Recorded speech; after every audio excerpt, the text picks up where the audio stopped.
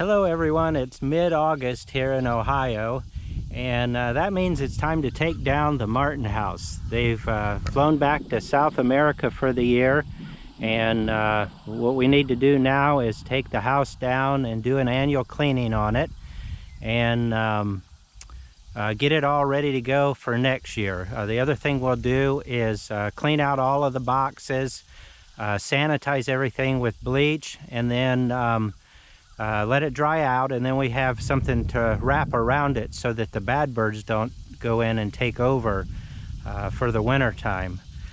So we've got a winch here at the bottom of the pole that we're going to lower it with. Real quickly, we'll talk a little bit about how this is built in case you're not familiar. This has an aluminum pole, and there's actually a sleeve that was set into concrete about 42 inches down into the ground. Then the main aluminum pole was slid down into that sleeve. And then there's a mount right here that you actually, in order to put this house, because it's so large and so heavy, you actually, it comes in 4 sections, and you put the 4 sections together, you bolt them together around the pole, and then everything's connected with a winch and a cable system that you can use to raise and lower it to check the boxes or maintain it as needed.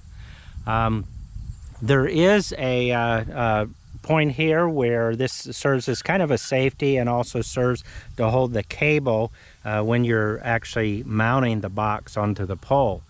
But the overall box, or the set of boxes that are on the pole, they weigh in the neighborhood of about 150 to 175 pounds. So you do need to use caution and consider safety when you're raising and lowering this.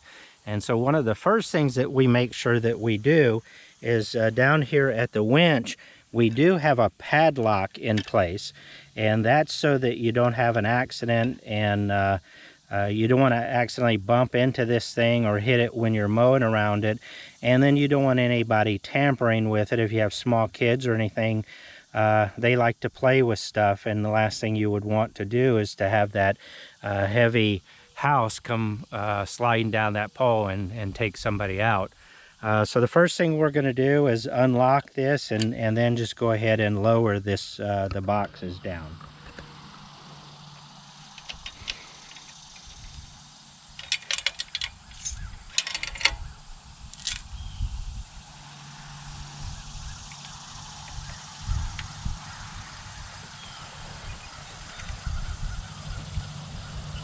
And while you're doing this, it is good to take a look at the cable and make sure the cable isn't frayed in any way.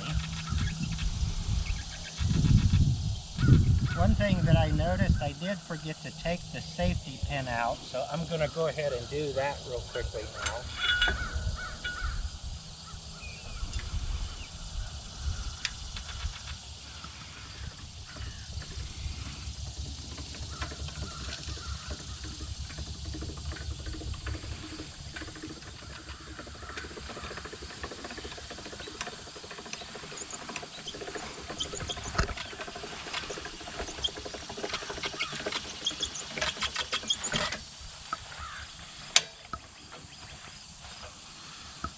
Now when you drive by these and you're passing a farm and you drive by these and they're way up in the air on the pole, it's hard to understand or imagine how large they really are. They look small on the top of the pole, but you can see this is a very large and very heavy house. The one that we have is actually made out of wood. It is Amish built. We picked it up at a local Amish store in our area. But it's made out of wood and painted, but we did pay for an upgrade and had a poly roof put on it. That's the area that gets rained on and snowed on the most if it were left out in the elements, so that does help it to last a little bit longer. But what we're going to do is we're going to wash this down with just a solution of simple green and water, and then we're going to use bleach to sanitize everything, and then we'll rinse everything down real good and let it dry out. But first, before we can get started with that, we have to unlatch these and open them up. And inside, the first thing we want to do is make sure that we don't have any wasp nests or any kind of bees that are going to come out and attack us. But then each of these do have a removable tray, and that's what the birds build the nest on. And this is made out of wood, and it's wrapped in aluminum also. But what we're going to do, I'm going to put on some gloves before I start pulling these out. But we just need to clean out all of the nesting material, or if there's any, hopefully we don't have any dead birds in here. But we're just going to take our time to disassemble everything and then start the cleaning process. And here's Jenny out here helping with the process too. They don't have very big nests. Check for wasp nests first. No, we're all right. Okay, good. They liked our straw. Oh yeah. But usually, I'm surprised. Huh. Let's see. Yeah, when we were using the gourd style nest at our last house, there were always big, huge nests. But I guess they keep it to a minimum with these. Yeah, because they have a lot of maybe just due to the box style or the nesting style. Oh, these two weren't used at all. Okay, yeah, I can see that. Those two are Completely pretty clean. Good. And the nice thing is we have no dead birds. No, thank you, Lord. When we first put this box up at the start of the year, it was literally 24 hours later we had our first couple pairs of martins that moved in. They found it immediately. And then within several weeks, we probably had about 20 martins that came out and were nesting. And they raised babies, and at one point there were probably 30-35 birds that were every morning we would see up on top of the roost up here at the top. Well, we're going to go ahead and start the process of cleaning. So as we're taking the nesting boxes out, one thing that we're finding is there's a lot of bugs in here. This is why we have to use a bleach, a bleach water to help kill. So I'm guessing these are mites, and there's a lot of them. So we'll get our bleach out, and we have a watered down solution, obviously. Don't want to hurt the birds. And get rid of these little things because they are everywhere. So the interesting fact is we're cleaning too is looks like 3 of these were not used at all. And then we have one that I'll show you. The eggs are still in it. So it's kind of sad, but I guess it happens. So, and then this one, can you see the horse flies? They're bug eaters, so we had some giant horse flies in there. So, wanted to show you.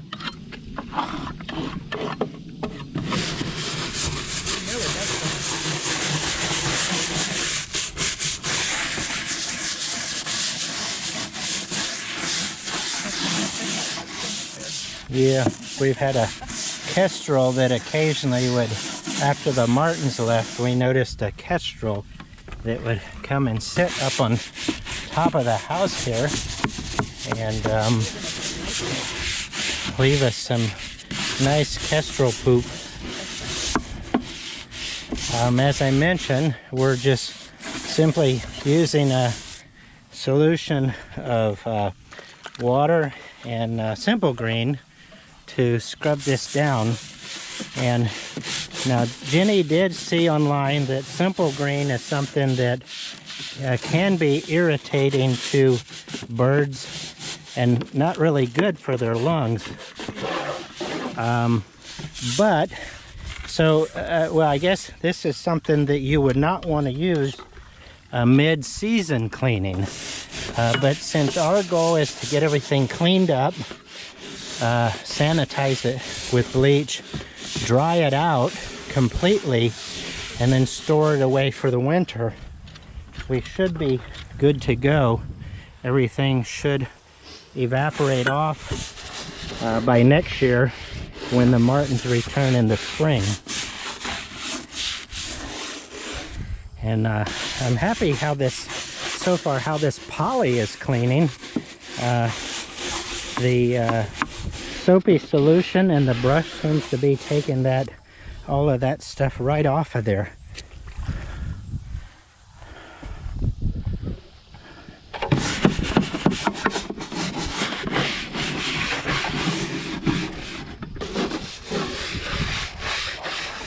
Okay, we're done scrubbing the main house unit.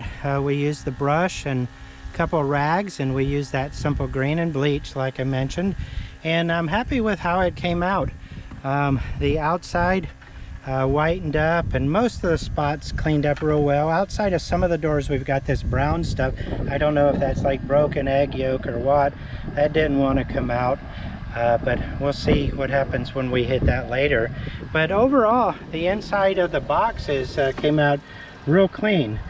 So what we're going to do now is I do have a water pump on the back of the lawn tractor, and it's pressurizing right now, and we're just going to give the entire house a good rinse down with clean water.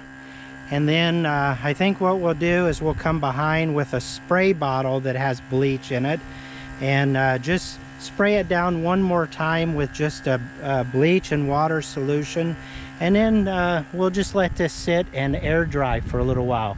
As far as the trays that go inside, we've got those loaded up into our trailer here. Since we aren't able to reach a garden hose to where the house is, we're just going to go ahead and carry those up to the house and spray them down with a good hose and give them a scrubbing a little bit closer to the house, and then we'll let those dry out as well.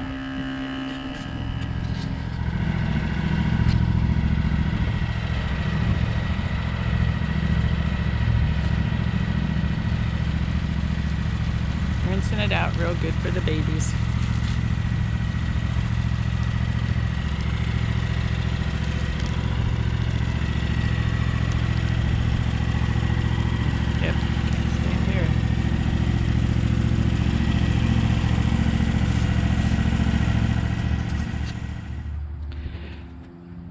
Okay, so now the main house is all cleaned out, and we've also cleaned out all of the nesting boxes. And now to get the house ready for storage for the winter, all we have to do is put all the nesting boxes back in place. But I'm going to do one extra step. Instead of putting the nesting boxes back in how they would typically go, what we can do is put the nesting boxes back in backwards or reversed. By reversing those, what it'll do is it'll block off the main opening so no birds at all can get in there and start nesting. And that's typically what you would want to do for winter storage. We took all the time to get the house and the box all cleaned up, and so the last thing we want to do is have a bunch of bad birds move in and mess it all up again. So this is what you would typically do for winter storage with this type of a house. And we'll leave it in the down position. That way, during the winter time when it gets windy and snowy, we don't have to worry about the wind blowing too hard and bending the pole over or causing any damage to the house. We're going to go one step further with our house. This particular house with the pole kit and everything was about $1,000. So we have a significant investment of money, but also the time of mounting the pole into the ground and building the house on the pole. A lot of time went into that as well. So we're going to protect our investment to get as many years as possible of usage out of this. So we did go out and we found a canvas cover that we're going to go ahead and put on the house and leave the canvas cover in place throughout the winter. That's going to protect, since this is wood And this is simply pine wood that has been painted over. I know we have the poly roof, which will last, but if the wood is open to snow that's setting in or blows into the nooks and crannies, that could cause rotting of the wood. So we are going to cover everything up with this canvas cover, and hopefully that'll allow us to get plenty more years usage out of it. Okay, we have a canvas cover now in place, and so our Martin house should be protected from the elements for the winter time. If you'd like to know where you could get a cover like this for your large Martin house, I'll leave a link down below in the description of this video, and hopefully that'll help you do some searching. I know we searched around quite a while before we were able to find this particular cover, but I think we're going to go ahead and wrap up this video. Mission accomplished, and thanks for viewing. Be sure to like and subscribe to our videos, and come on back if you want to see additional videos on any type of homesteading or cooking, woodworking, whatever projects we've got going on in the future. Thanks for watching, and take care. Bye-bye.